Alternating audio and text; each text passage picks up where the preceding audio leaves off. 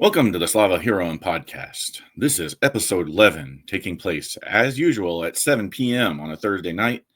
It is now 7:30 p.m. I was a little late getting set up. And if you are joining this later, thank you so much for clicking on the video. I do this weekly on Substack, but it's also on YouTube. And you can join me live on Facebook if that is your preferred method. When you subscribe to Substack, I do not do any charged versions of that. If you've heard that Substack costs money or anything, I'd rather you take that money and promote and use it to give it to the Ukrainian assistance organizations. In fact, one of my favorite ones is called the Ukrainian Assistance Organization, who give humanitarian aid and medicine and doctors and drone protection and things like smartwatches to deaf Ukrainians, and provide surgeons, surgeon training, even gear for the Ukrainian military, vehicles. Wingman for Ukraine does a lot of pilot gear that pilots need to update their gear and their survival pack should they need to eject. Very many ways that I promote supporting and giving to Ukraine in this podcast, because when you support Ukraine, you are supporting global security. Trump just met with Putin again recently, and in that conversation, it was kind of like, I'd like to help, but we don't want to start World War III over Ukraine. And spoiler alert, if Ukraine falls, you will get World War III.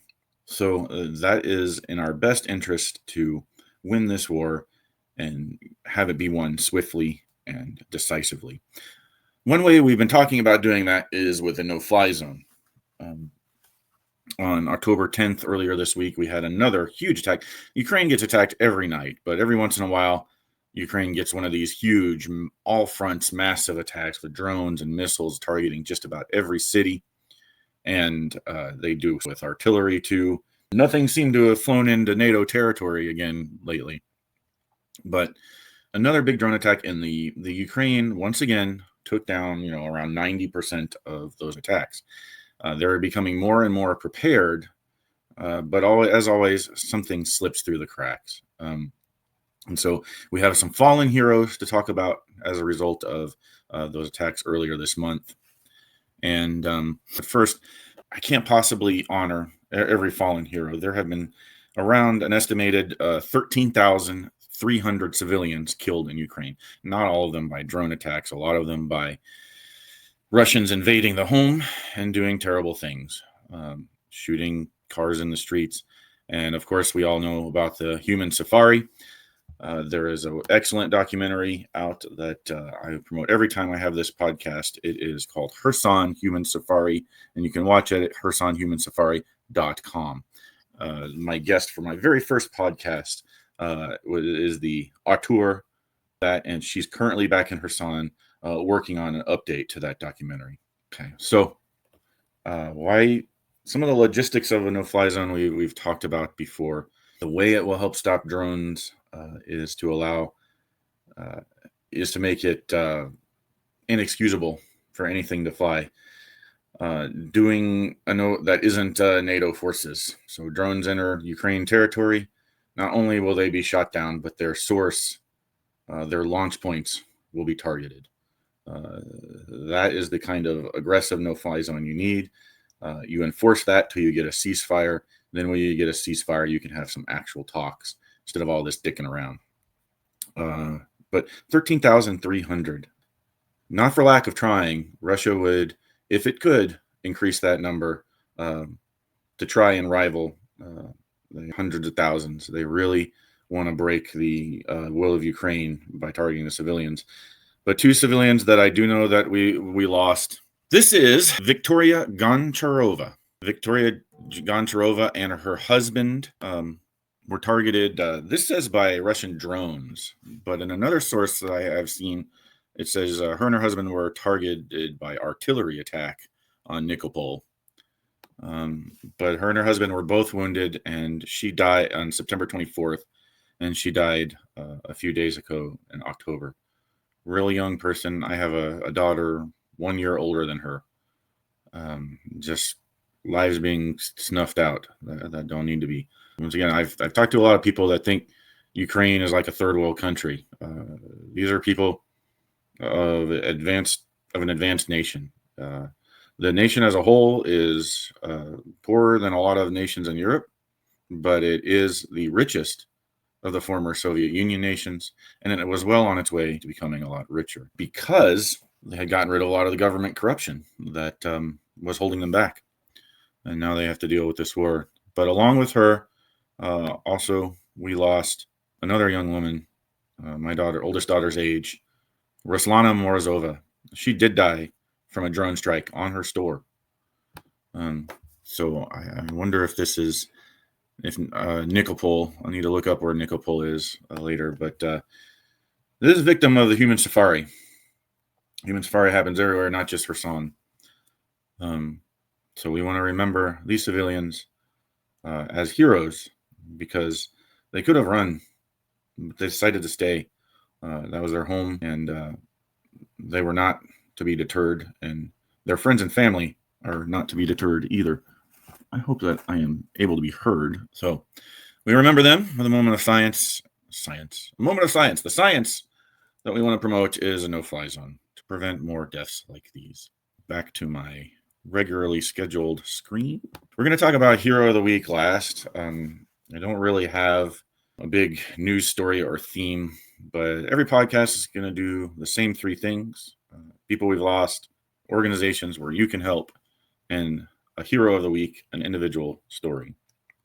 This time, we're going to be talking about the Women Snipers of Ukraine. So this is a U.S.-run organization. And what they do is you have one city in the U.S., and they sponsor a corresponding city in Ukraine. Their big thing is they only deliver to non-military aid to civilians and civilian leadership. And they have an accountability and anti-corruption program. So if that's something we're big on, is finding all the legitimate charities so that you know that your money is actually getting to Ukrainians, and you can join a committee. Ukraine Aid International, rebuilding Ukraine a city at a time. They are our organization of the week. As you see here, what they do is they started doing this in World War II. A town in Connecticut sponsored, a town in France, because France had been taken over. So same sort of thing here in Ukraine.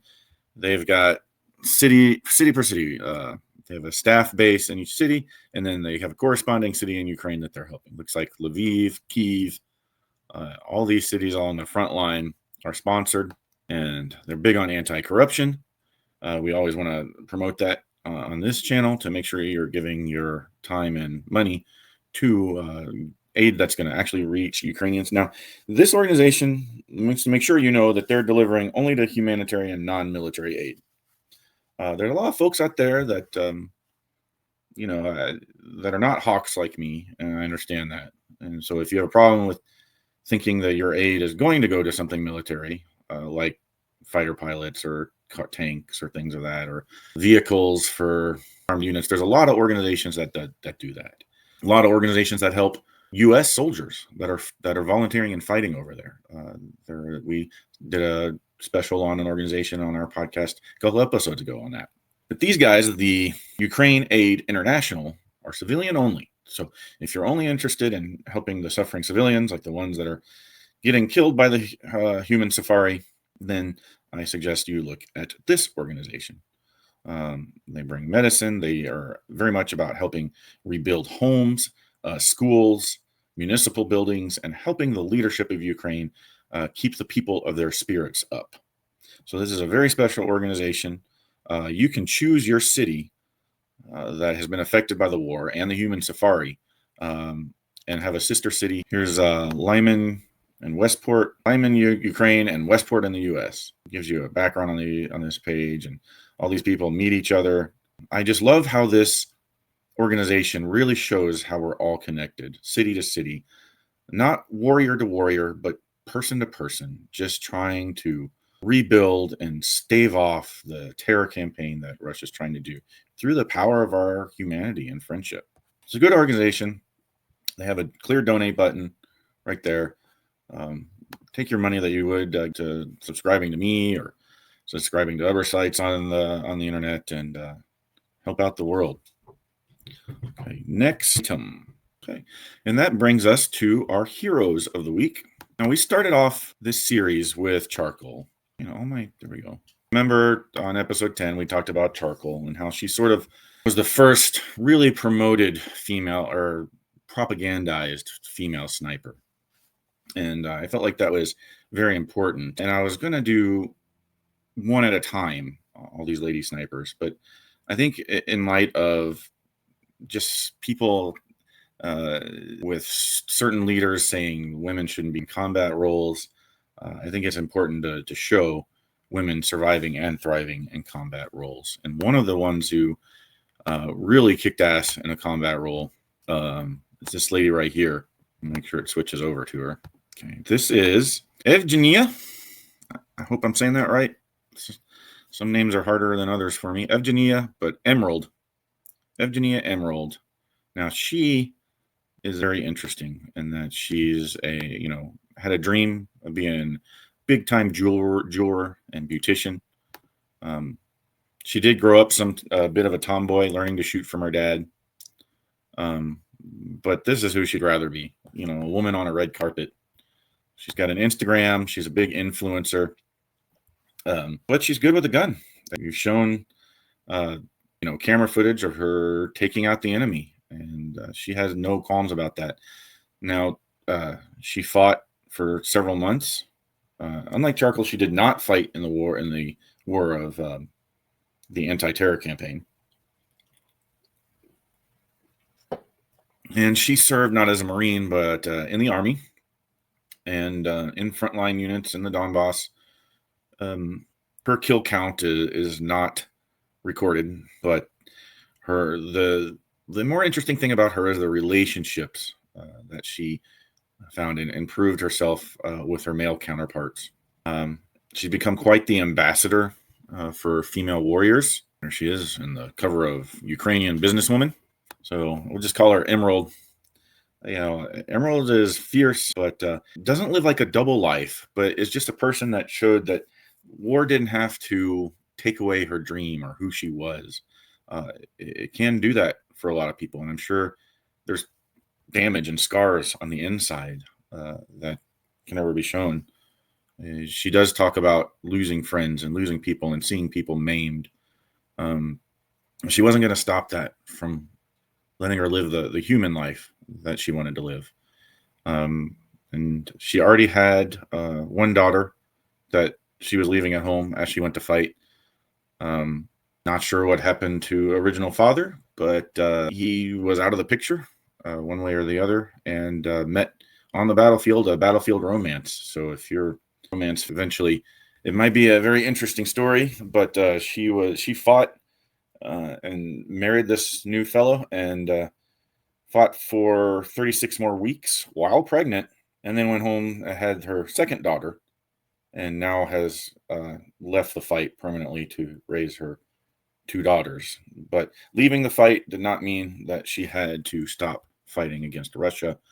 And so now she fights as an anti-propagandist because she's seen the horrors of what the terrorist state is doing to her nation. And that brings us to our final female warrior that I'd like to talk about today. Her name is Chili. Call sign is Chili. Chili is only known by her call sign. But strangely, besides not knowing her name, we kind of know more about her combat experience than the other two based on an interview she gave. And I'd like to kind of take a look and go ahead and react to that interview right now as our main topic of today. And yeah, let's see what we can learn from this female warrior and what it has been like as a sniper who is still a sniper in the Army on the front lines today. This interview took place in January, where Chili had racked up 60 kills. She's the only one on this list of sniper heroes that I know the kill count for. And may it keep growing. I'll share this tab instead. The commander says you are going to the frontline position tomorrow. I say, okay, I'll go. I did not sleep the night before the first task. I was worried because I did not know how it would be, how it would feel, what was waiting for me. this is only a 10-minute video. I'm going to comment every now and then. Well, as an Air Force guy, this fascinates me. I'm not really familiar with ground warfare. But what I am interested in is the human element of what it takes to fight against a particular enemy who's very determined to destroy your country. And I want people to try to place yourselves in the shoes of a mother that had no ambition of being a warrior. None of these three ladies had any ambition to join the military and, shoot people's heads off. But why doing that? This particular woman, she is the one who stayed to fight, and two of her brothers fled the country. So we'll get into that in a minute. But there she is in a nice fortified position, taking a shot. It is impossible to prepare emotionally for this, but in the end, it was cool. Except that everything wants to kill you. 150 meters before the position, they started shooting at us. We kept moving. The shoots came closer and closer, and the third one was already 15 meters from me. I clearly remember those sparks and the explosion. Frankly, it was invigorating. Surprisingly, I did not get scared, did not freeze, and went on. When we got to the position, my comrade's smile said, "No way, you have balls of steel." That was the moment I realized that I really have something for this job. Before I made my first shot at the front line, I saw a warm spot in the equipment at the enemy's position. I can't prove what it was, but it is likely that it was an occupier. Loss of empathy. It's a little scary.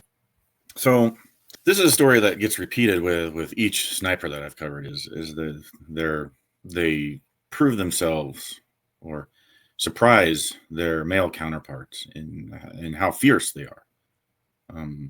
I think it's a type of combat that under pressure, a lot of women can do amazing things that even some men may not have been prepared for. Balls of steel, as they said. But I watched another documentary where talking about how many male snipers there are in Ukraine. There's three big jobs for the military in Ukraine where women make up a fifth of the total force. One of them is combat medic, one of them is sniper, and the other one is drone operator. And we'll be talking more about drone operators next week with an expert. But snipers, that's right in the thick of things. She's about to talk about how she deals with the psychology of taking a life.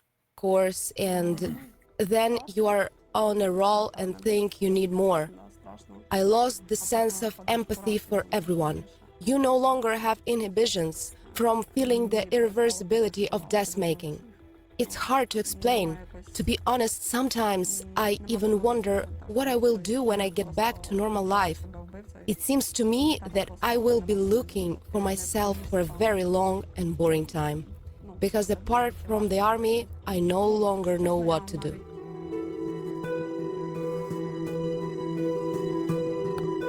So that symbol you just saw was, I wonder if I can get back to it.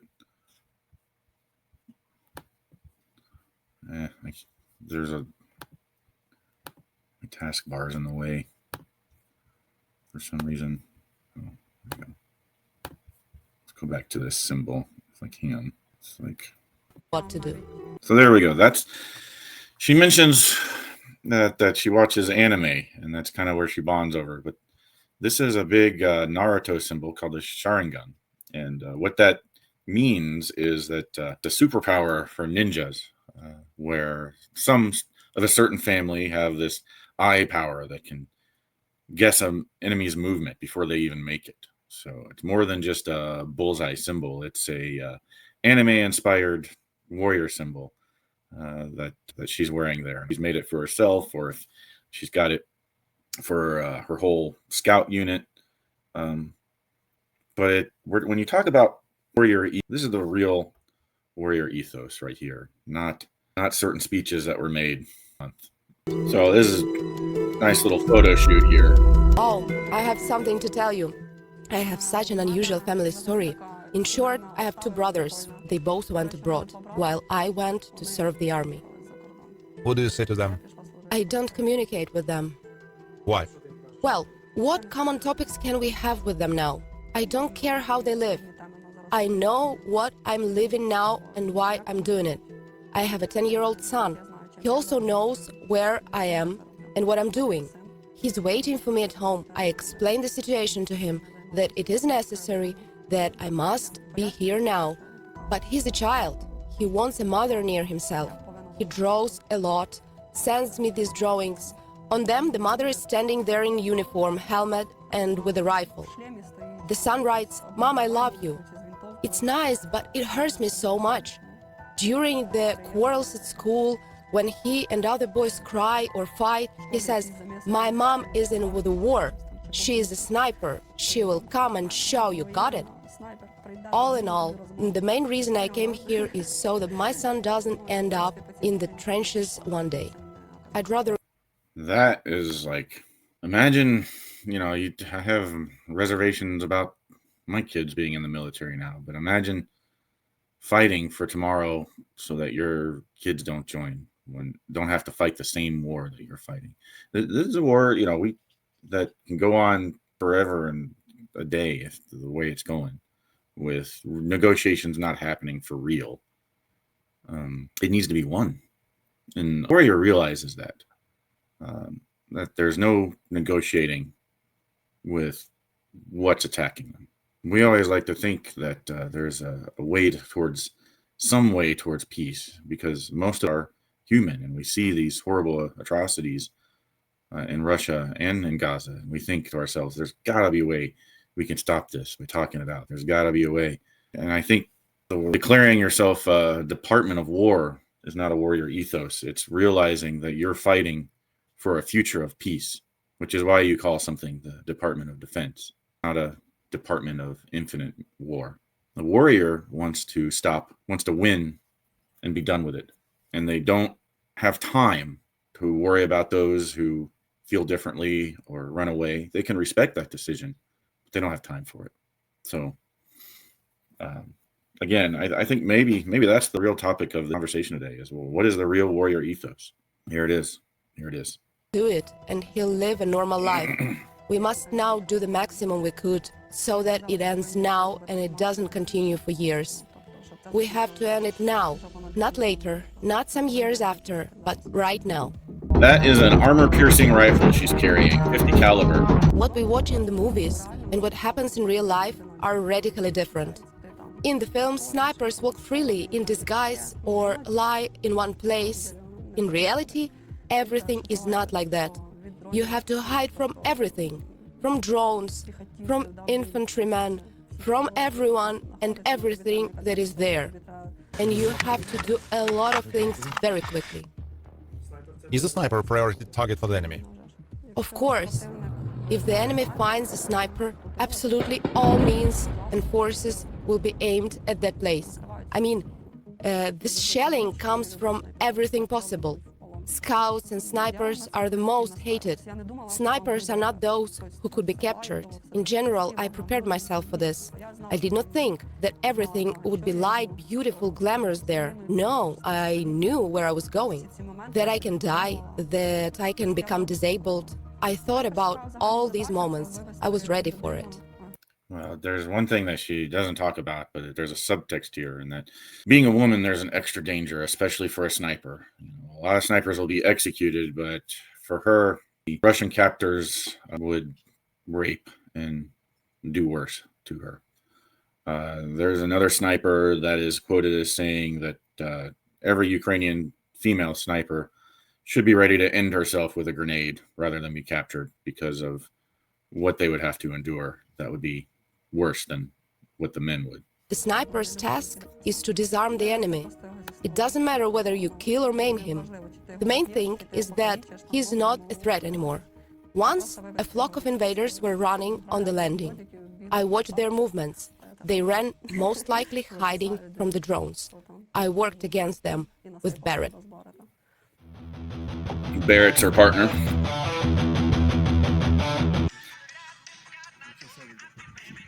God, not Joe. Barrett. I wonder if he's like named after Final Fantasy, since they're with a challenge with the so word, is she like "What's up, Tifa and dudes? he's Will Barrett? we be friends?" They replied, it turns out we will.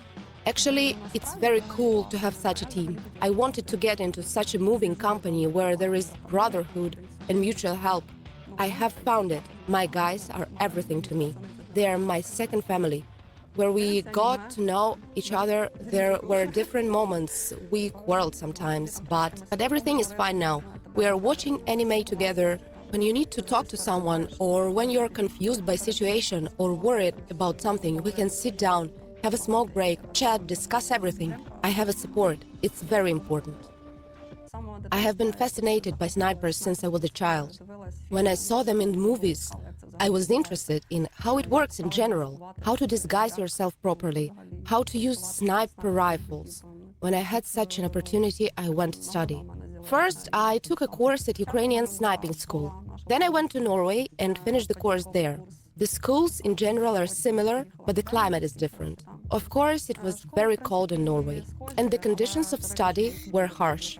Once, at a training ground there, we studied how to sneak up to positions and how to set up a workplace. And I stepped into something that fell through a kind of a deep pit with nothing under it. I fell in up to my ears and thought, what should I do? I held on to some spruce and got myself out.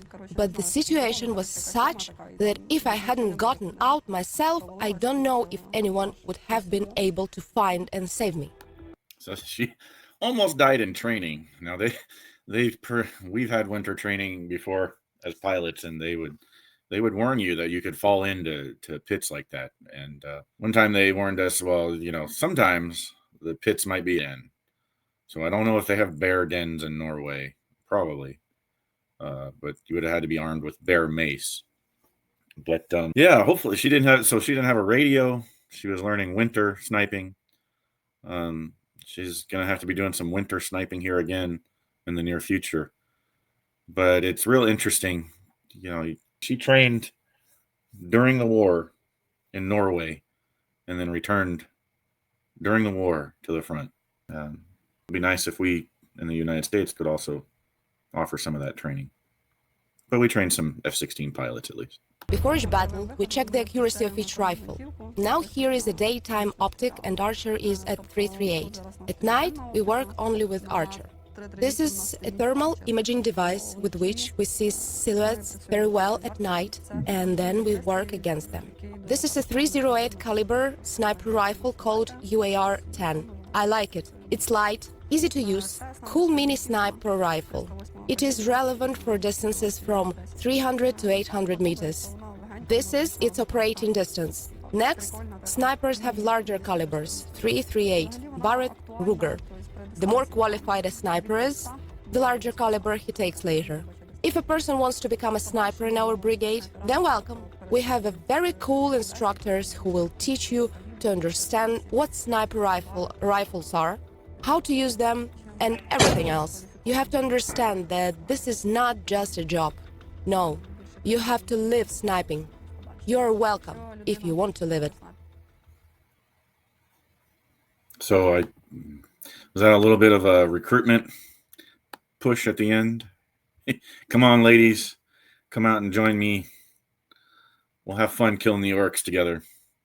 That's going to do it for the Slava Heroyam podcast this time. Remember to find me on all the socials.